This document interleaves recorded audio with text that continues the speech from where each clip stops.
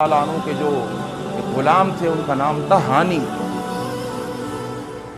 وہ بیان کرتے ہیں کان عثمان اذا وقف علی قبر، میرے آقا و مولا عثمان جب کسی قبر کے پاس کھڑے ہوتے تھے تو روتے تھے، اور اتنا روتے تھے عثمان غنی کہ حتی یبل لحیتہ، ان کی داڑھی آنسوؤں سے تربتر ہو جاتی ہے.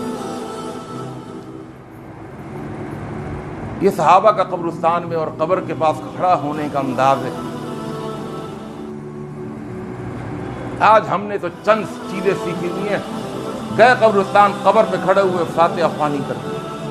اور اللہ کے بندو، یہ فاتحہ خوانی لائے کہاں سے ہوتی؟ کیا ہوتی ہے فاتحہ خوانی؟ وہ کون سی حدیث کی کتاب ہے جس میں آپ کو یہ بتایا گیا ہو کہ قبر پر کھڑے ہو کر سورہ فاتحہ پڑھ لو؟ کبھی کسی میں جرت نہیں ہوئی کہ مولوی سے پوچھے تو صحیح کہ آپ جو کہہ رہے ہیں قبر پر کھڑے ہو کر فاتحہ خوانی کر لو، فاتحہ سے مراد سورہ فاتحہ ہے. خوانی کا فارسی کا لفظ خوان کہتے ہیں پڑھنے کو. بھائی کہاں اللہ کے رسول نے تعلیم دی ہے کہ قبر پر کھڑے ہو کر سورہ فاتحہ پڑھو؟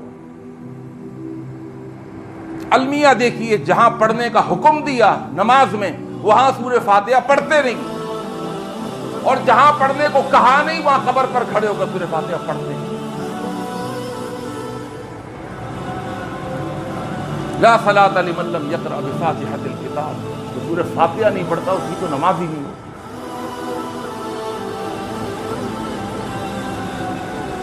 پوچھا اللہ کے رسول انا نکون وراء الامام، امام ہم امام کے پیچھے ہوتے ہیں.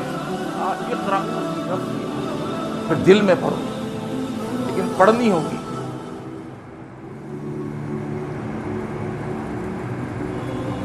قبر پر کھڑے ہوتے تھے، روتے تھے.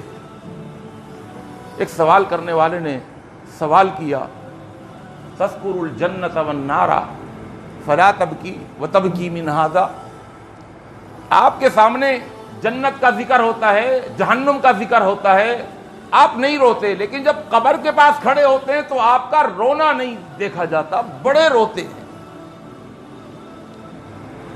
کہنے لگے اس کی وجہ ہے، اور اس کی وجہ یہ ہے کہ میں نے اللہ کے رسول صلی اللہ علیہ وسلم سے سنا ہے ان القبر اول منازل من منازل الآخرۃ فإن نجا منها فما بعده ایسر منه وإن لم ینج منه فما بعده اشد منه. میں نے اللہ کے رسول سے یہ سنا ہے کہ قبر آخرت کی منزلوں میں سب سے پہلی منزل ہے. وہ گیٹ جو آخرت کی طرف کھل رہے ہیں یہ سب سے پہلا گیٹ ہے، یہ سب سے پہلا مرحلہ ہے. جو شخص یہاں پر کامیاب ہو گیا فما بعدہ ایسر منہ، اللہ کے رسول نے فرمایا اس کے بعد والے سارے مرحلے اس کے لیے آسان کر دیے جائیں گے.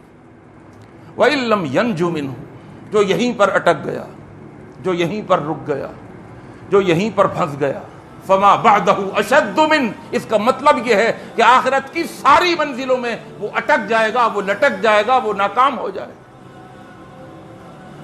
تو اس لیے میں روتا ہوں کہ اللہ اس آخرت کی پہلی منزل میں مجھے کامیابی سے ہمکنار فرما دے. قبرستان میں جا کر قبر کے پاس کھڑے ہو کر کھدی ہوئی قبروں کو دیکھ کر، اس گڑھے کے سائز کو دیکھ کر انسان کو عبرت حاصل کرنی چاہیے. 500 اور 1000 گز کے بنگلوں اور کوٹھیوں میں رہنے کی جنہیں عادت پڑی ہوئی ہے، جنہیں گدے کے بغیر نیند نہیں آتی، جو فرش پر سو نہیں سکتے، جو سرہانے کے بغیر بیٹھ نہیں سکتے، لیٹ نہیں سکتے، جنہیں نیند نہیں آتی، تکیے کا سائز اور تکیے کی تھکنس اگر اوپر نیچے ہو جائے اتنے نازک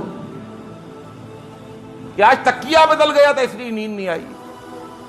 وہاں نہ کوئی تکیہ ہوگا، نہ گدا ہوگا، نہ کوئی فرش ہوگا، نہ ٹائل، نہ ماربل، کچا فرش، کچی دیواریں.